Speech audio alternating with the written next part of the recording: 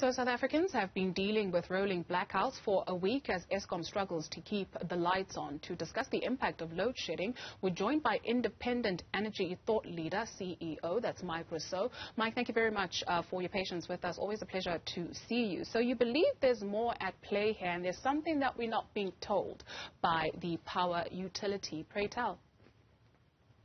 Yeah, look, I have to say, I'm personally disappointed at the media and the press to date. So I'm going to see if you guys understand and do it correctly. But everybody's reacting to incidents. This power station broke, that power station broke, Antoinette slubbered, this, that, and everybody's just focusing on symptoms and consequences of the real problem. The real problem is very simple. Eskom have more work on their hands than they have manpower for, money or time. And they refuse to accept this. They're holding on to every single asset, and I suspect it's because of the way their tariff is determined. And that's where they are basically lying to the public that they need the capacity. They don't need capacity. The capacity is gone to hell, actually. Quite frankly, the capacity or the demand has gone to hell. The capacity is not the problem. The problem is there's not enough available capacity because of their doing. Mike, you speak of costs being out of control. You just mentioned insufficient manpower. You also speak of a work schedule that cannot be handled here. Indeed. Let's quickly talk about the solution. The solution is very simple. Eskom need to get rid of or shut down the small power stations which are consuming exactly the same resources as the larger stations. And the quicker they shut them down, the quicker we will see a return to a reduction in load shedding.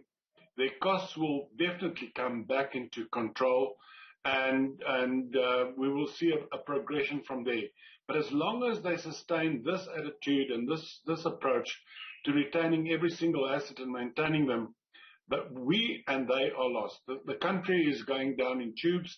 I mean, the simple thing is, ask yourself this question. You're sitting at home, you're doing your work, the power goes off, what do? Zero, nothing. That's the effect on the economy, and it's going to continue, and it's going to get worse until Eskom change their approach. I can tell that you are visibly, quite irritated by all of these happenings. If it's so apparent, Mike, and if it's so clear, what do you think the end goal is? Why would they then not, get rid of the assets that you speak of and control the costs? Well, there's basically two reasons. The executives of Eskom refuse to understand that the amount of plant that's under their control does not equate to available capacity. It doesn't work. Secondly, they have not understood, and they fail to understand, they simply don't have the resources to maintain the assets under their control. I mean, I saw this in, I kid you not, 2015, I told the board, I told the minister, I told the politicians, I told everybody, they have to get back into a situation where they can redirect. We don't have to basically fire a single soul. Everybody will have a job. Everybody can be redirected to the bigger power stations. But the smaller power stations is just a drain on everybody, including Eskom. And executives at Eskom do not want to accept it. Quite frankly, I don't think they understand. They don't understand at all. So we went from a threat of getting stage 6 load shedding to a mild promise that we could be out of the woods by 5 tomorrow a.m. that is. Do you see light at the end of this tunnel? Not at all. All I see is a very big train coming straight at us and going to smash the economy and South Africa. And the reason for that is very simple. That, as I mentioned, for Eskom to continue the way they have without the resources and the manpower, they are lost. They are totally lost in the woods. And until such time as somebody kicks them up the butt and they realize this, nothing's going to happen. So they've got to get to now I understand situation. We're going to see nothing. And quite frankly, you and I are going to see more load shedding for much longer and even a bigger 5, 6, whatever. load shedding. That's the situation.